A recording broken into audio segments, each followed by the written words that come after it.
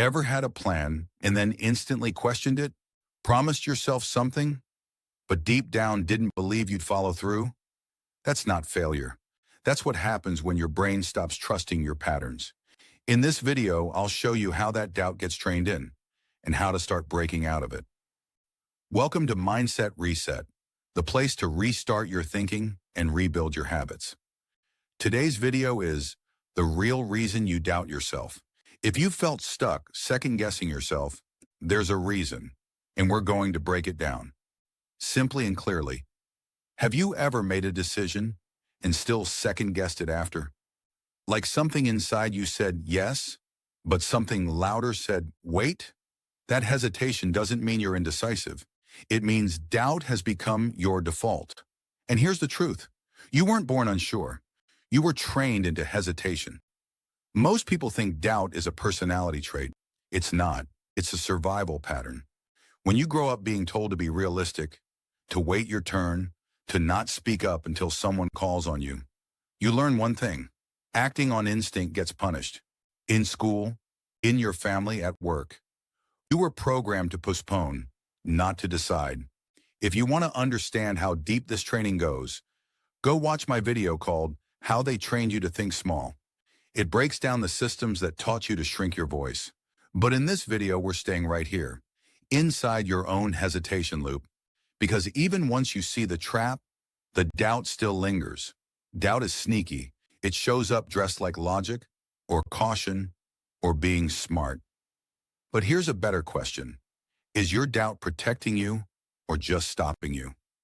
Every time you pause before making a move, your brain gets a little more used to pausing. And that pause becomes a pattern. You start asking, what if I mess this up? What if this isn't the right time? What if I regret it? And just like that, momentum dies. You're not avoiding action because you're lazy. You're avoiding it because doubt has become automatic. And you've been trained to trust hesitation more than instinct. You don't need to fight the doubt, but you do need to stop obeying it. And no, that doesn't mean acting on every impulse. Thoughtful decisions matter. But there's a difference between thinking and overthinking yourself into paralysis. Doubt becomes a problem when it blocks action, not when it guides smart reflection. The goal isn't recklessness, it's clarity, without the fear loop running the show. Next time doubt shows up, label it out loud. This is doubt, not danger. You don't need to solve it, just name it. Because the moment you name it, it loses power. It becomes a feeling, not a fact.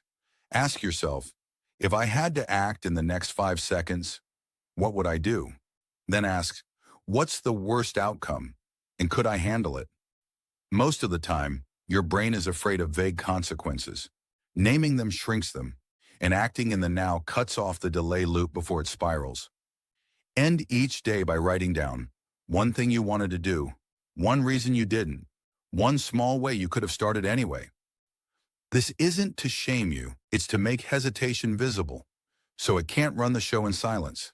Doubt thrives in avoidance. The moment you see the pattern, you're already interrupting it. Doubt isn't weakness, it's just your brain remembering pain. But if you never move past it, it becomes your identity. What would change if you stopped waiting to feel ready? What if the goal wasn't to feel fearless, just to move anyway? Doubt loses power when you stop negotiating with it. You don't need confidence. You need credibility with yourself. And that starts when you stop asking, what if, and start saying, let's see. This week, don't try to fix your doubt. Just interrupt it once a day. That's where rebuilding starts. Subscribe to Mindset Reset Project. This is where doubt ends and action begins. Next video, how to stop shrinking in social situations.